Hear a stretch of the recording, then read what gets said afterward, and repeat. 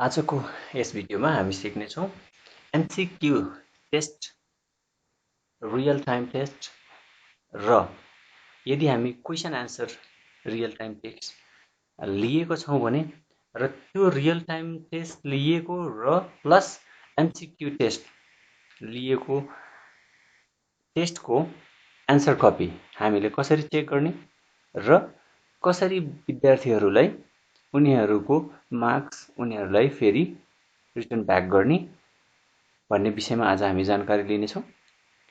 र त्यसको लागि सर्वप्रथम हामी माइक्रोसफ्ट टिम्स ओपन गर्नुपर्ने हुन्छ।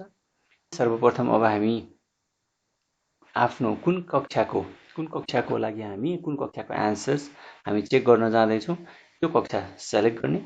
अब यसमा मैले कक्षा एउटा सेलेक्ट गर्दैछु। यहाँ यो कक्षा सेलेक्ट गरिसके पछाडि अब म इक्जाम लिएको च्यानलमा जान्छु। यहाँ च्यानलहरू हुनसक्छ अन्य च्यानलहरू र ती च्यानलहरूमध्येबाट हामी अब त्यो च्यानलमा जानु पर्यो जहाँ चाहिँ हामीले इक्जाम लिएको छौँ। त्यहाँ गइसके पछाडि यिनीहरूमध्येबाट हामी कुनै अब जस्तै जुन डेटमा हामीले इक्जाम लिएको छौँ त्यो भ्यू एसाइनमेन्टमा क्लिक गर्न सक्छौँ। होइन भने सिम्पली हामी एसाइनमेन्ट ट्याबमा क्लिक गर्न सक्छौँ। एसाइनमेन्ट ट्याबमा क्लिक गर्दा अथवा यहाँ भ्यू एसाइनमेन्टमा क्लिक गर्दा केही फरक पर्दैन। दुइटै तरिका मध्येबाट हामी एउटै ठाउँमा पुग्छौँ। अब हामी एसाइनमेन्टमा क्लिक गऱ्यौँ। एसाइनमेन्टमा क्लिक गरिसके पछाडि सबमिट भएको असाइनमेन्ट यहाँ देखिनेछ। माथिको गर्दैछु, माथिमा मैले क्लिक गरेँ।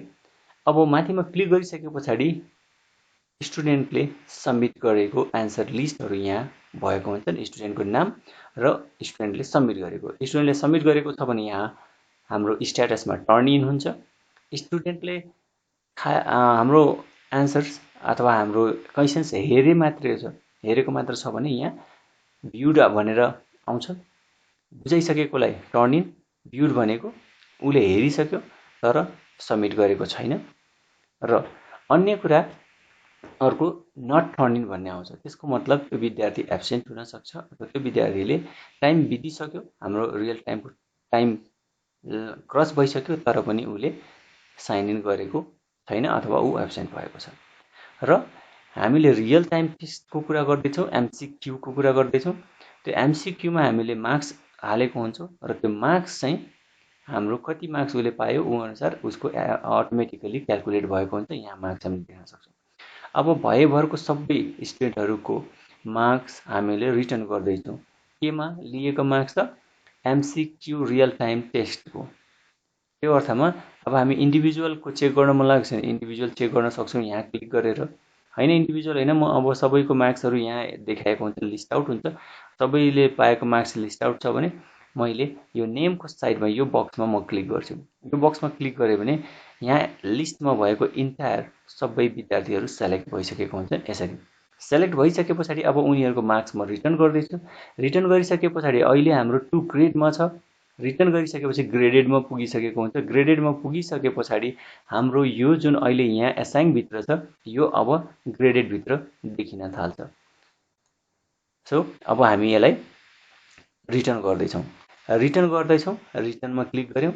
रिटर्नमा क्लिक गरिसकेपछि केही समय लाग्छ रिटर्न गर्नलाई र केही समय पछाडि हाम्रो रिटर्न काम सकिन्छ। अब त्यो रिटर्न भइसक्यो, विद्यार्थीलाई त्यो हामीले मार्क्स पठाइसक्यौँ। एकचोटि हामी रिफ्रेस गरौँ। रिफ्रेस गरेर चेक गरे पछाडि हामीलाई थाहा हुन्छ त्यो कहाँ गयो है। अब हामी यहाँ ग्रेडेडमा हेऱ्यौँ भने त्यो ग्रेडेडमा देखिन्छ। ग्रेडेडमा यहाँ हामी हेर्न सक्छौँ हामीले रिटर्न गरेको मार्क्स अब ग्रेडेडभित्र आउँछ। यहाँ ग्रेडेडमा हामी देख्न सक्छौँ ग्रेडेडमा आयो। अघि 2 ग्रेडमा थियो, अहिले ग्रेडेडमा आइसक्यो। अब यो मार्क्स हामीले त रेकर्ड राख्नु पर्यो। अब यो मार्क्स हामीले म्यानुअली राख्न सक्छौँ है। यहाँबाट हामीले टिप्न सक्छौँ उनीहरूको मार्क्स आफ्नो कपीमा। होइन यो मार्क्स जति पाएको छ त्यो मार्क्सलाई एक्सेल सिटमा चाहियो भने हामीले एक्सपोर्ट टु एक्सेलमा क्लिक गरिदिन सक्छौँ। एक्सपोर्ट टु एक्सेलमा क्लिक गरे पछाडि यो मार्क्स डाउनलोड हुन्छ। डाउनलोड भइसके पछाडि हामीले त्यसलाई कपी गरेर कतै राख्न सक्छौँ। अब यो डाउनलोड हुँदाखेरि विद्यार्थीको डिटेल्स सहित उसको मार्क्स, उसले अब्टेन गरेको मार्क्स र फुल मार्क्स कति हो सबै आउँछ। यो भयो हामीले चेक गर्ने तरिका, real time MCQ test check गर्ने तरिका। सो अब हामी रियल टाइम टेस्टमा क्वेसन एन्सर टेस्टको कुरा हामी चेक गर्न जान्छौँ। सो म अब अर्को कुनै एउटा जुन सेक्सनमा मैले लिएको छु, जुन क्लासमा इक्जाम लिएको छु त्यसमा म गएँ। त्यस पछाडि म फेरि असाइनमेन्टमा जान्छु। असाइनमेन्टमा गइसके पछाडि अब यहाँ मैले लिएको टेस्ट, क्वेसन एन्सर टेस्ट यहाँ छ, तपाईँले देख्न सक्नुहुन्छ यहाँ। यसमा म अब क्लिक गर्छु। यसमा क्लिक गरिसके पछाडि त्यहाँ सबमिट भएको लिस्ट यहाँ देखिन्छ। सबमिट गरेको यहाँ देख्न सक्नुहुन्छ, टर्न इन छ। जसले हेरेको मात्र छ, सबमिट गरेको छैन, उसको चाहिँ भ्युड भन्ने हुन्छ। अब यो सबमिट नगरेको अवस्था दुईवटा हुनसक्छ, एउटा आफैले जानी जानी नगरेको हुनसक्छ, अथवा एउटा चाहिँ टाइम क्रस भइसकेको छ, टाइम लिमिट हामीले जुन सेट गरेको हुन्छौँ त्यो टाइम लिमिट पास गरिसकेको छ। अब यसमा गइसके पछाडि अब हामीले यो क्वेसन एन्सर टेस्ट हो भनेको हामीले बच्चाको क्वेसन एन्सर लेखेको हुन्छ र तिनीहरूको क्वेसन एन्सर कतिको करेक्ट छ, कतिको रङ छ, त्यो अनुसार हामीले मार्क्स दिनुभएको भएर कम्प्युटरले अटो मार्किङ गर्ने नभएको भएर हामीले म्यानुअली चेक गर्नुपर्ने हुन्छ। त्यो विषयमा हामीले के गर्छौँ, पालै पहिलो जान्छौँ। कसरी जान्छौँ भन्दाखेरि टर्न इनमा क्लिक गर्छौँ। क्लिक गरिसकेपछि उनीहरूले सबमिट गरेको एन्सर्सहरू यहाँ हुन्छ र सबमिट गरेको एन्सर्सहरू हामी हेर्छौँ। हेरेर हामीले यहाँ मार्क गरिदिन सक्छौँ एउटा फिडब्याकमा।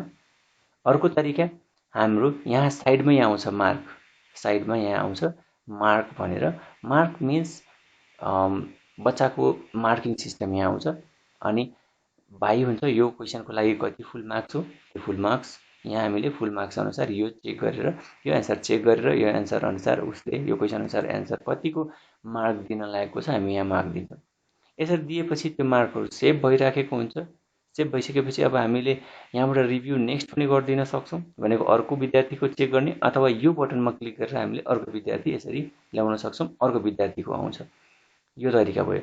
अथवा हामीले क्लोज गरेर फेरि गएर अर्को विद्यार्थीकोमा क्लिक गरेर त्यो विद्यार्थीको हामीले रिभ्यू गरेर मार्क हाल्न सक्छौँ। अब जति पनि मार्क्सहरू यहाँ इनपुट भएको छन्, यहाँ हामीले हरेक क्वेसन्सहरूलाई मार्क दिएको छौँ, त्यो सबै मार्कहरू यता देखिन थाल्छ। त्यो भइसकेपछि फेरि हामीले यहाँ क्लिक गर्छौँ, सेलेक्ट अल गऱ्यौँ। सेलेक्ट अल गरेर रिटर्नमा हामीले क्लिक गरिदिएपछि सबै विद्यार्थीहरूलाई त्यो मार्क चाहिँ उनीहरूलाई जान्छ। र आफूले अब हामीले त्यो मार्कहरू चाहियो रेकर्ड राख्नु पऱ्यो भने हामीले फेरि के गर्छौँ, एक्सपोर्ट टु एक्सेल गरिदिन सक्छौँ।